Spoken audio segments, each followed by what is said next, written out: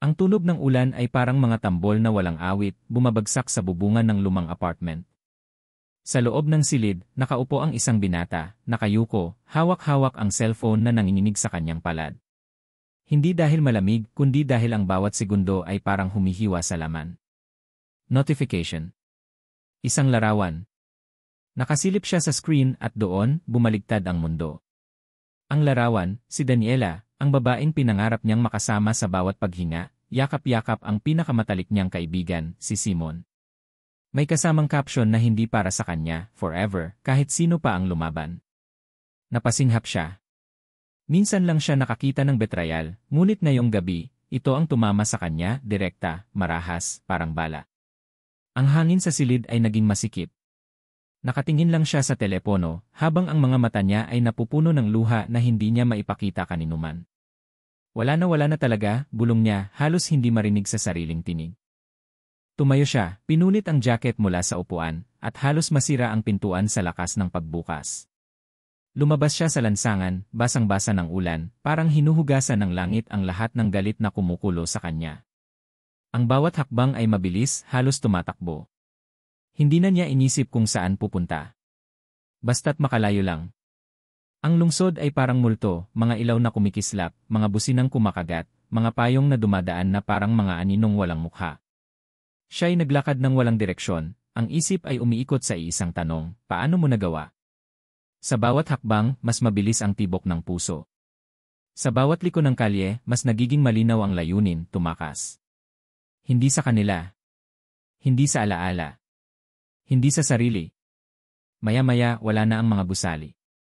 Ang semento ay napalitan ng lupa. Ang mga ilaw ay napalitan ng itim na kalangitan. Sa di niya malamang paraan, umabot siya sa gilid ng bundok.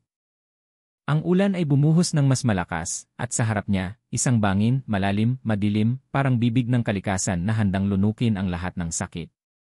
Humakbang siya. Tumingin pababa. Ang alon sa ilalim ay parang mga matang nag-aanyaya.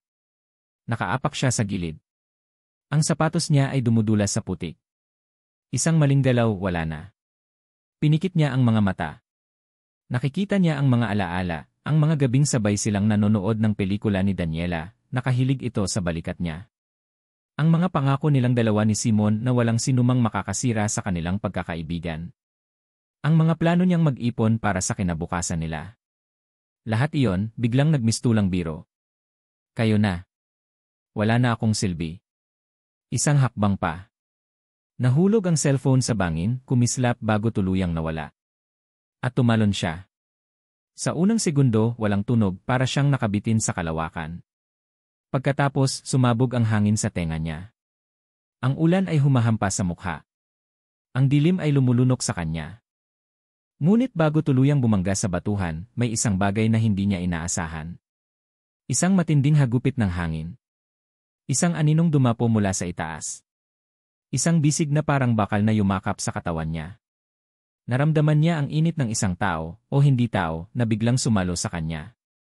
Hindi niya nakita ang mukha, pero may mga matang nagningning sa dilim, pulang-pula, parang apoy na pumipigil sa kanya mula sa kamatayan.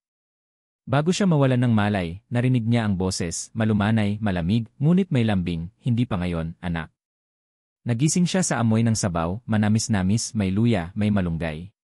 Ang mga mata niya ay dahan-dahang bumukas at natagpuan niya ang sarili sa isang silid na gawa sa kahoy.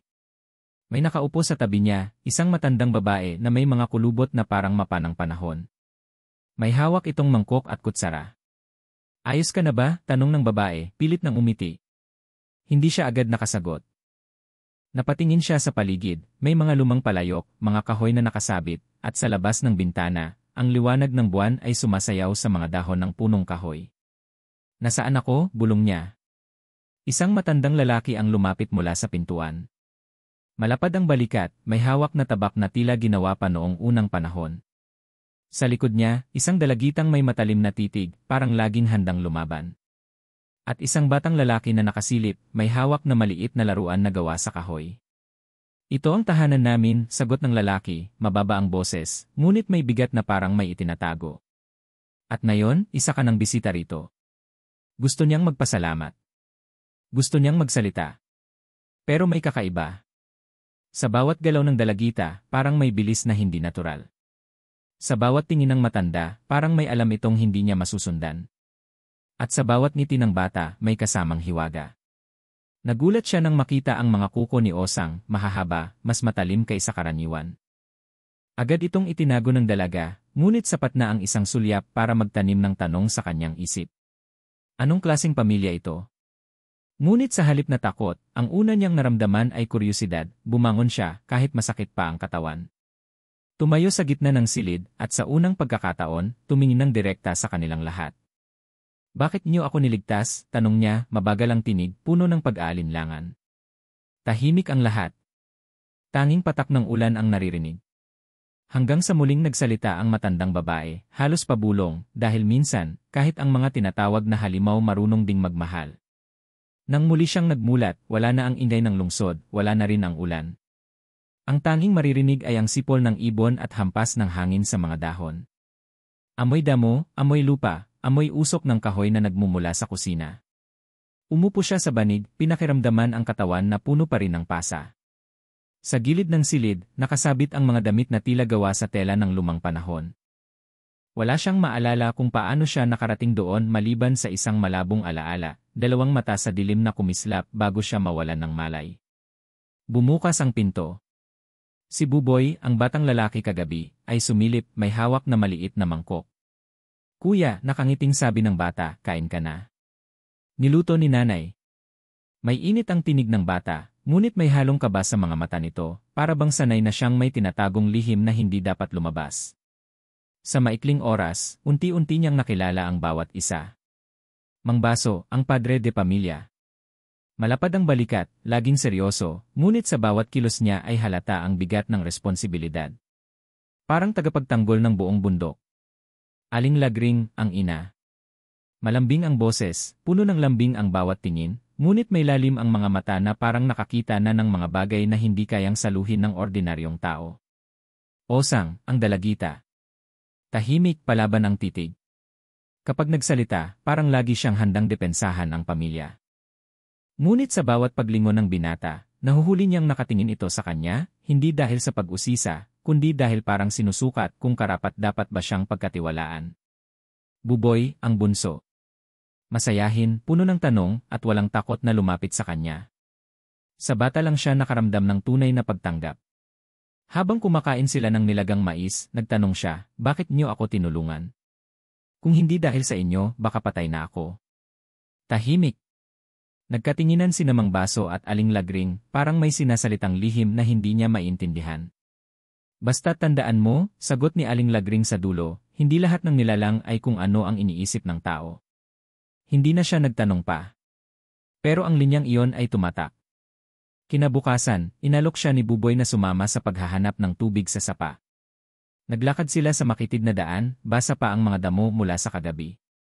Doon niya unang napansin ang kakaiba, si Buboy ay mabilis, halos hindi nadudulas kahit matarik ang daan. Parang alam ng katawan nito ang bawat bato at ugat.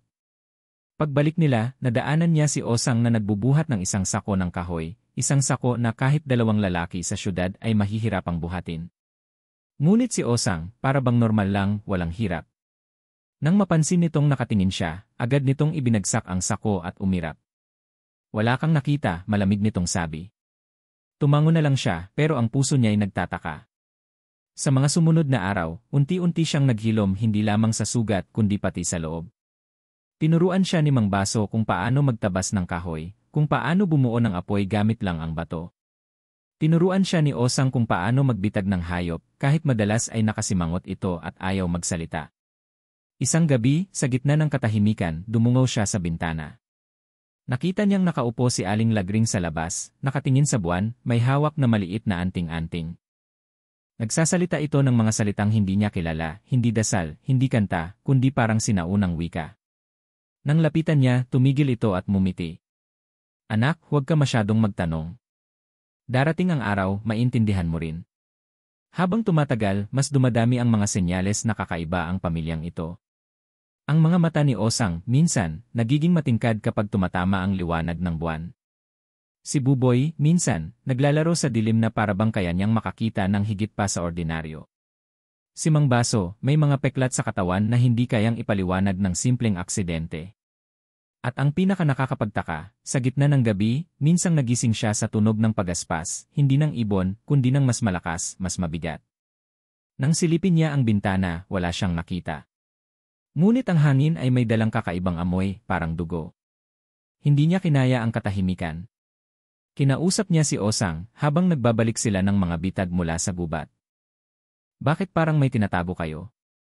Hindi ba ako dapat mag-alala? Tumingin si Osang diretsyo sa mga mata niya. May liwanag sa titig nito, nakakatakot ngunit sabay na nakakaakit. Hindi lahat ng lihim ay para saktan ka, malamig nitong sagot. Minsan, kailangan lang para protektahan ka. Nagpatuloy ito sa paglalakad, iniwan siyang nakatayo, puno ng tanong. Nang gabing iyon, muling bumalik ang takot at galit sa dibdib niya. Naalala niya ang pagtataksil ni Daniela at Simon. Naalala niya ang bangin. Naalala niya kung paano siya binitawan ng mundo. Ngunit nang pumasok si Buboy sa silid, nakangiting may dalang laruan, may init na muling umusbong sa kanya. Kuya, dito ka na lang tumira. Mas masaya kami kung nandito ka. Napangiti siya. Sa unang pagkakataon, nakaramdam siya ng kapirasong tahanan. Ngunit ang katahimikan ay hindi pa matagalan. Habang nag-aalmusal sila, dumating si Mang Baso mula sa gubat, pawis na pawis, seryoso ang mukha. May dala itong isang bagay, isang patay na manok na natagpuan niyang walang laman ang loob. Kumikilos na siya, mabigat ang tinig ni Mang Baso. Nagkatinginan sina Aling Lagring at Osang, at kahit si Buboy ay biglang tumahimik. Sino? Ano ang ibig sabihin? Gusto niyang magtanong, ngunit alam niyang hindi pa siya handa sa sagot. Habang papalubog ang araw, nakaupo siya sa labas ng bahay, pinagmamasdan ang apoy sa dapog. Ang mga salita ni Mang Baso ay paulit-ulit sa kanyang isip, kumikilos na siya. Sa dilim ng gubat, may dalawang matang kumikislap, nakatingin mismo sa kanya. Hindi kay Osang, hindi kay Buboy, ibang nilalang. At sa unang pagkakataon, naramdaman niyang hindi lang siya ang niligtas. Nasa gitna siya ng laban na hindi niya naintindihan. Sa sumunod na mga araw, tila bumalik ang payapa. Ang binata ay natuto ng humawak ng itak, natutong magtabas ng kahoy at manghuli ng isda kasama si Buboy. Si Osang, kahit palaging mailap, ay unti-unting lumalambot, minsan ay nahuhuli niya itong bahagyang nakangiti kapag nagbibiro si Buboy. Sa mga gabing walang ulan, nagtitipon sila sa paligid ng apoy. Si Mang Baso ay nagkukwento ng mga alamat ng bundok, habang si Aling Lagring ay nagluluto ng mga pagkaing may kakaibang lasa, mga dahon at halamang hindi niya kilala. Ngunit sa kabila ng lahat, naroon ang anino ng sinabi ni Mang Baso, kumikilos na siya. Ang mga salitang iyon ay parang tinik sa likod ng kanyang isipan. Sino? Bakit sila takot? At bakit parang siya mismo ang nasa gitna ng lahat? Isang hapon, naglaro si Buboy sa may sapa. Siya, si Osang, at si Mang Baso ay nag-aayos ng mga bitad para sa mga hayop. Biglang may sumabog na sigaw, sigaw ni Buboy, matinis, puno ng sindak. Kuya. Nagpabalikwas siya ng takbo, ngunit bago pa makarating, nakita niyang may mga aninong dumukot sa bata mula sa gilid ng kakahuyan. Isang kamay na tuyo, kulay abo, na may mga pulang ugat ang sumunggab sa maliit na braso ni Buboy. Buboy, sigaw niya sabay habol. Ngunit parang nilamon ng hangin ang bata. Sa isang kisap mata, nawala ito sa gitna ng mga punong kahoy. Tumigil ang mundo. Narinig niya ang huni ng mga uwak, ang yabag ni Osang na humahabol din, at ang galit na sigaw ni Mang Baso, si Kauding. Sa kanilang pagbabalik sa bahay, nakita niya si Aling Lagring na umiiyak habang nakapikit, hawak-hawak ang isang maliit na anting-anting na nagliliwanag.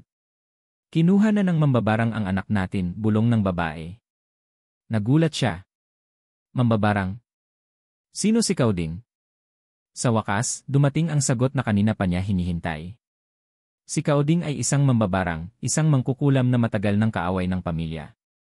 Dati itong tao, ngunit sa paghahangad ng kapangyarihan, sinakripisyo nito ang sariling anak sa isang madilim na ritual. Mula noon, nabuhay itong puno ng kasakiman at pagkamuhi. Ang dugo ng mga ibang nilalang ang matagal na nitong target, at higit sa lahat, matagal na nitong gustong wasakin ang pamilya ni Mang Baso. Bakit si Buboy ang kinuha niya? Tanong ng binata, nanginginig ang tinig. Dahil bata siya. Malinis. At kapag naisakatuparan ang ritual ni Kaoding, magiging sisidlan siya ng kaluluwa ng patay na anak ng mambabarang. Nanginginig ang binata, pinisil ang kamao. Hindi pwede. Hindi ko hahayaang mangyari iyon. Ngunit bago pa man siya makagalaw, humarap sa kanya si Osang. Matalim ang titig nito, puno ng galit at pagdududa. Bakit ba nandito ka? Simula nang dumating ka, nagkagulo na. Baka ikaw ang dahilan kung bakit muling lumitaw si Kaoding. Natigilan siya. Ang mga salita ni Osang ay parang mga punyal. Sa loob-loob niya, may tanong din siya, kung hindi ako nahulog, mangyayari ba lahat ito? Ngunit bago siya masaktan ng tuluyan, biglang nagsalita si Mang Baso. Osang, tama na. Walang kinalaman ang binata. Kung may kasalanan man siya, iyon ay ang magtiwala sa maling tao sa kanyang mundo.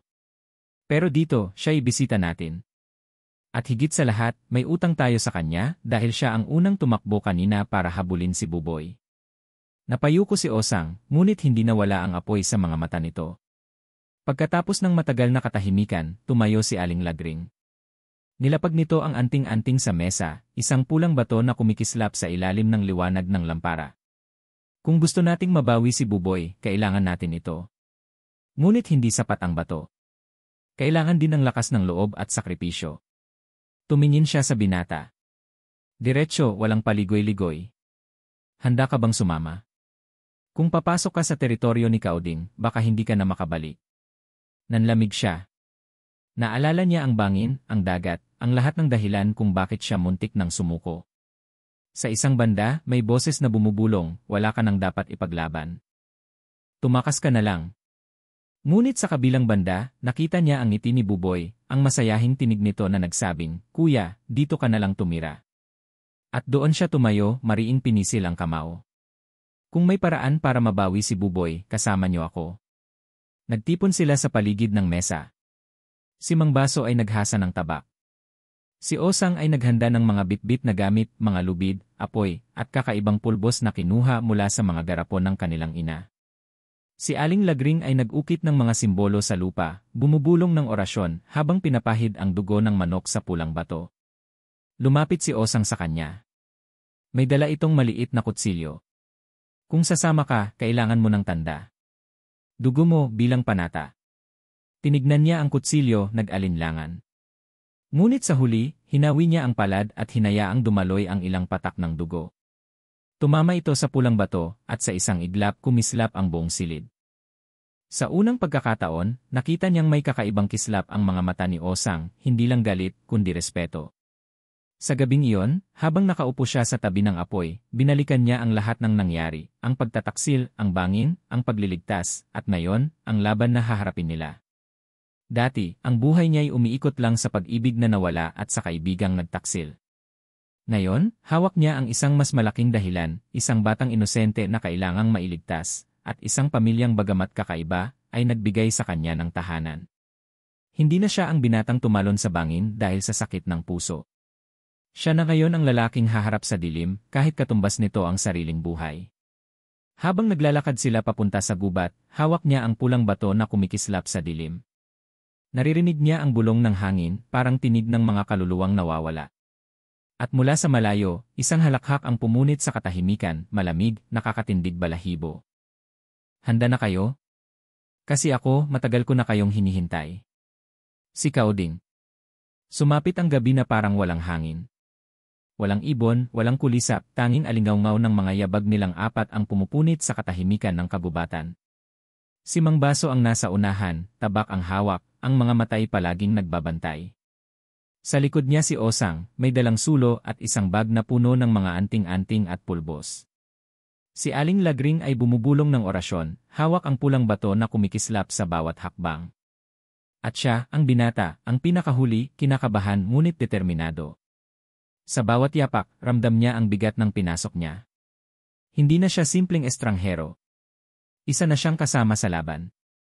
Habang papalapit sila sa teritoryo ni Kaoding, nagsimulang magbago ang paligid. Ang mga puno ay nagkakulubot na parang tinuyuan ng dugo. Ang lupa'y puno ng uod at mga butong nagkalat, wari tira ng mga hayop na sinakripisyo. Dito na tayo, bulong ni Mang Baso, pinapahinto sila. Mula sa malayo, natatanaw nila ang isang lumang kubo, sira-sira, ngunit may liwanag na kulay berde na nagmumula sa loob. At sa hangin, may halakhak na pumapahid sa kanilang balat, malamig, mapanlinlang. Tandaan ninyo, wika ni Aling Lagring, huwag kayong tumingin ng diretsyo sa mga mata niya. Doon siya humuhugot ng lakas. Habang nakatago sila sa mga damo, narinig niya ang iyak ni Buboy mula sa loob ng kubo. Nanay! Tatay! Ang tinig ng batay puno ng takot at pakiusap. Napakuyom siya ng kamao, pinipigil ang sariling sugurin agad. Ngunit bago siya makagalaw, hinawakan siya ni Osang sa braso. Hintayin mo ang hudyat, bulong nito. Nagtagpo ang kanilang mga mata. At sa unang pagkakataon, nakita niya hindi lamang ang galit kundi ang takot sa mga mata ni Osang. Kung siya ang dating binata, baka umatras na. Ngunit ngayon, ramdam niya na mas mahalaga ang buhay ng bata kaysa sa sarili niyang takot. Mula sa dilim, sabay-sabay silang gumalaw. Si Mang Baso ay dumiretso, sumugod na parang leon. Si Osang ay sumayaw sa gilid, mabilis na parang anino. Si Aling Lagring ay nagbato ng pulbos sa hangin, sumabog ito na parang abo. Pumasok siya kasunod nila at doon niya unang nakita si Kauding. Isang lalaking payat, halos butot balat, may balat na kulay abo at mga mata na kumikislap ng berde. Ang mga daliri nito'y mahahaba, puno ng sugat na parang kagat ng sariling kulisap. Sa tabi niya, nakatali si Buboy, umiiyak ngunit lumalaban. Nandito na kayo, anang mambabarang, tinig na parang dalawang boses na sabay. Dalhin niyo na rin ang estranghero. Siya ang kulang sa ritual. Tumigil siya. Siya. Bakit siya? Anong ibig mong sabihin, sigaw niya. Humalakhak si Kauding. Hindi mo ba alam? Ikaw ang napili. Ang sugat sa puso mo, ang pagkawasak ng tiwala, iyan ang kaluluwa na pinakamadaling lamunin. Kapalit ng bata, ikaw ang magiging sisidlan ng aking anak. Nanginginig siya. Sa loob-loob niya, may bahaging natakot dahil tama si Kauding. Sira na siya bago pa man siya malaglag sa bangin. Basag ang puso niya at marahil iyon ang dahilan kung bakit narito siya ngayon. Hindi, sigaw niya, halos mapunit ang lalamunan. Hindi ako ang alipin mo. Sabay-sabay ang lahat. Sumugod si Mang Baso, itak ang pinapaloob sa dibdib ni Kauding, ngunit sa isang iglap, umalpas ang daan-daang kulisap mula sa katawan nito, kumapit sa balat ni Mang Baso. Napasigaw siya, nanginginig habang nilalamon ng mga insekto ang kanyang lakas. Tay, sigaw ni Osang, sabay sibat ng pulbos kay Kauding. Ngunit mabilis itong umiwas, at ang pulbos ay tumama lamang sa lupa, sumabog ng apoy. Si Aling Lagring naman ay inangat ang pulang bato, nagsimulang bumigkas ng orasyon. Ang bato'y nagningning at ilang saglit, sumigaw si Kauding na paatras. Ngunit hindi sapat. At siya, ang binata, ay nakatayo sa gitna ng lahat, nanginginig, hindi alam kung ano ang dapat gawin. Narinig niyang muli ang iyak ni Buboy. Kuya! Tulungan mo ako! Napatingin siya sa pulang bato, kumukislap ito, tila humihingi ng dugo. Lumapit siya kay Aling Lagring. Ano nang gagawin ko? Tumingin ang babae, diretsyo sa kanyang kaluluwa. Kung handa ka, ikaw ang magsasara ng ritual. Kailangan ng bato ang puso ng isang taong handang magsakripisyo para sa iba. Kapag hindi mo ginawa, mawawala si Buboy. Kapag ginawa mo, baka ikaw ang mawala. Nanlamig siya. Buong buhay niya, iniwan siya ng mga mahal niya. Daniela, Simon, pati ang sarili niyang tapang. At ngayon, may pagkakataon siyang pumili, hindi para sa sarili, kundi para sa iba. Lumapit siya kay Buboy, tinanggal ang tali gamit ang sariling kamay kahit halos putulin ng mga insekto ang balat niya. Pinisil niya ang kamay ng bata. Hindi kita iiwan. Hindi tulad ng iniwan nila ako. Naramdaman niyang may luha sa pisngi niya pero hindi na niya pinansin. Paglingon niya, nakita niyang si Osang ay halos sumuko na, pinipigilan ang mga kulisap habang pinapalo ang mga ito ng tabak. Si Mang Baso'y nanghihina, ngunit pilit pa ring tumatayo. Si Aling Lagring ay halos mawalan na ng boses sa kakaorasyon. At siya, sa unang pagkakataon, nakaramdam ng kakaibang lakas, hindi galing sa sarili, kundi galing sa pagpili. Hawak ang pulang bato, isinubsob niya ang sariling dugo dito. Kumislap ang apoy, kumalat ang liwanag sa buong kubo. Si Kauding ay napasigaw, tinakpan ang mukha. Hindi. Hindi mo kayang tapusin ito. Ngunit sa loob niya, alam niyang kaya niya, dahil para sa batang nakahawak sa kanya, para sa pamilyang nagligtas sa kanya, para sa sarili niyang kaluluwa na matagal ng basag. At doon, tumindig siya, ang mga matay nagliliyab sa liwanag ng bato. Sa huling iglap ng kabanatang iyon, sabay na sumabog ang apoy at hangin sa loob ng kubo. Ang mga kulisap ay nagsipaghulog, at si Kauding ay nagdangalit, humihiyaw ng sumpa. Kung mamamatay ako, isasama ko kayo. At sa gitna ng kaguluhan, ang binatay nakatayo, hawak ang pulang bato, handang isakripisyo ang lahat. Ang susunod na sandali ang magtatakda kung sino ang mananatili at sino ang mawawala. Kumislap ang kubo na parang nilamon ng impyerno. Ang pulang bato sa kanyang palad ay nagliliyab, at sa bawat tibok ng kanyang puso, sumisirit ang liwanag na tila humahati sa dilim.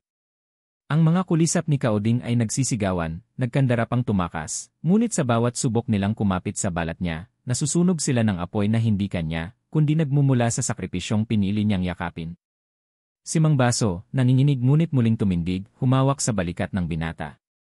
Anak, kaya mo yan. Pero tandaan mo, may kabayaran.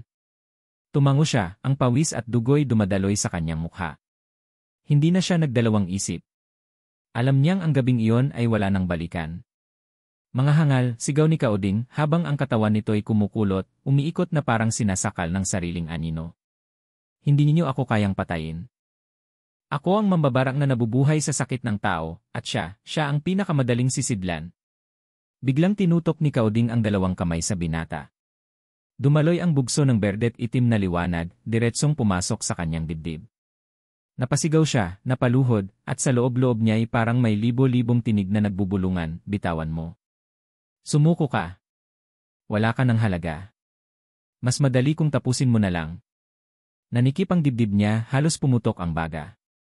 Ngunit sa gitna ng lahat, isang tinig ang umangat, hindi boses ng halimaw, kundi tinig ng bata. Kuya, mahina ngunit malinaw, si Buboy. Wag mo akong iwan. Dumilat siya, muling pinisil ang bato, at mula sa kaibuturan ng sarili, sumigaw, hindi ako susuko. Sumabog ang liwanag mula sa kanyang katawan, dumiretso kay Kauding. Ang mambabarang ay napaatras, napasigaw, at ang mga matay nag-apoy sa galit. Hindi pwede. Ang sakit mo, ang galit mo, akin na yon.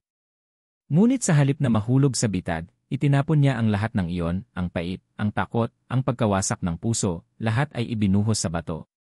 Sa bawat pagpatak ng dugo niya, nagiging armas ang sugat. Nabiyak ang lupa. Ang kubo'y nag-inay na parang may halimaw na pinapatay sa loob. Si Osang ay sumugod, sinaksak si Kauding gamit ang tabak ng kanilang ama, habang si Aling Lagring ay nagpatuloy sa orasyon, halos wala ng boses, ngunit buo ang panata. Si Kauding, naggangalit, humiyaw, kung hindi ko siya makukuha, kayo ang isasama ko sa aking kamatayan. Sa huling iglap, nakita niya ang panganib, isang bugso ng madilim na enerhiya ang paparating, diretsyo kay Buboy at Aling Lagring. Wala siyang oras mag-isip. Sumugod siya, iniharang ang sarili, at itinulak sila palayo. Ang bugso ng kadiliman ay tumama sa kanyang katawan. Napasinghap siya, ngunit imbes na masira, inangkin ng pulang bato ang lahat ng enerhiya. Ang balat niya ay nasunog, ang mga matay nagdilim, ngunit tumindig siya ng mas matatag. Kauding, sigaw niya, tinig na parang galing sa libo-libong kaluluwa. Hindi na ako alipin ng sakit ko. Hindi mo na ako hawak. Itinaas niya ang bato, at sa huling pagkakataon, ibinuhos ang natitirang lakas. Sumabog ang liwanag, punit ang mga anino, at si Kauding ay sumigaw, hindi ng galit, kundi ng pagkatalo. Hindi. Ako'y, ngunit natapos ang lahat sa abo. Tumigil ang lahat. Ang kulisap ay naglaho. Ang kubo'y gumuho at tanging mga abo at usok ang naiwan. Si Mang Baso ay bumagsak sa lupa, hinal ngunit buhay.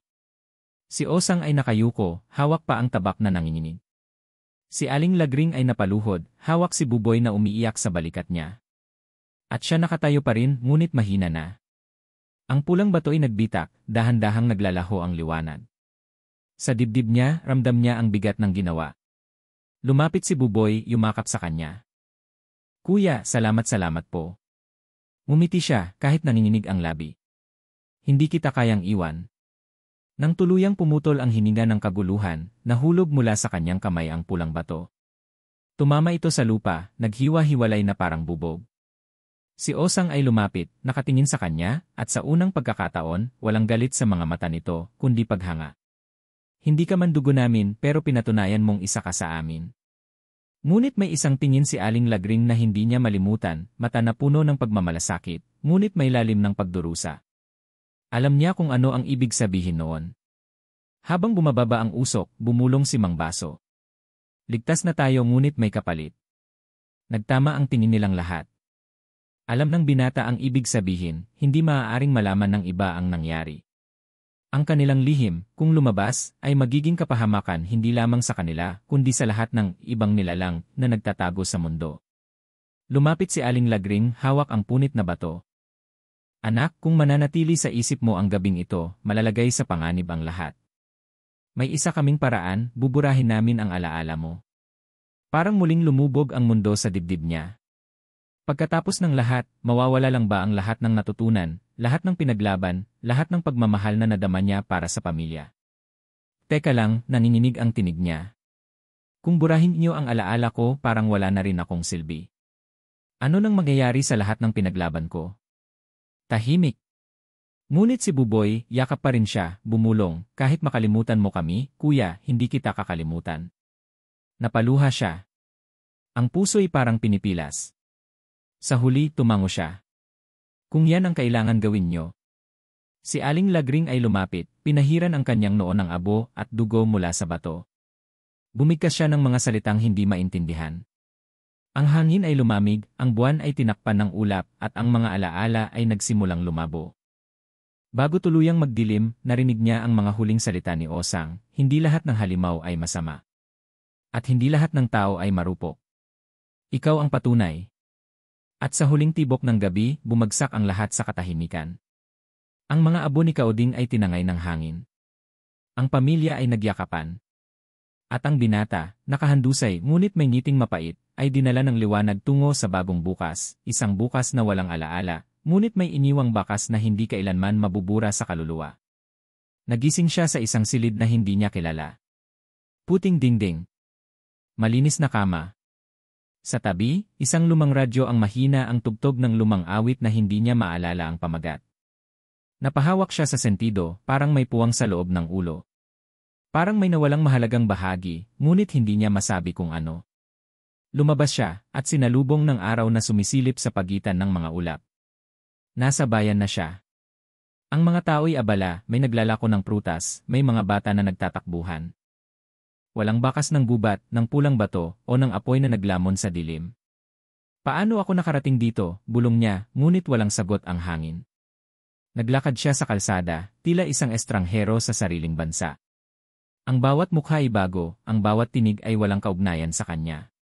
Naghanap siya ng mga pamilyar na larawan, ngunit wala. Nang dumaan siya sa tindahan, isang bata ang kumaway. Maliit, nakangiti, hawak ang laruan na kahawig ng kahoy na inukit ng isang batang hindi niya maalala. Kuya, tawag ng bata, ngunit agad itong sinaway ng ina. Huwag kang istorbo. Ngumiti lang siya, kahit may kumurot sa dibdib. Bakit parang may nawawala? Sa paglalakad, naramdaman niyang may nakasabit sa kanyang leg. Hinawakan niya ito.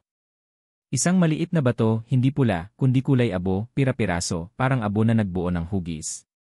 Pinisil niya ito. Walang alaala ang bumalik, ngunit may init na sumilid sa kanyang palad, parang yakap. At doon, tumulo ang luha na hindi niya maipaliwanag. Sa mga gabi, madalas siyang mapanaginipan ng mga larawang hindi niya maintindihan, isang batang sumisigaw ng kuya.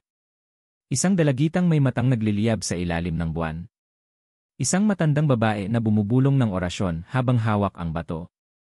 Isang amang may hawak na tabak, handang sumalad. Nagigising siyang pawis na pawis, hawak ang maliit na bato sa dibdib. Bakit ko sila panaginipan? Sino sila?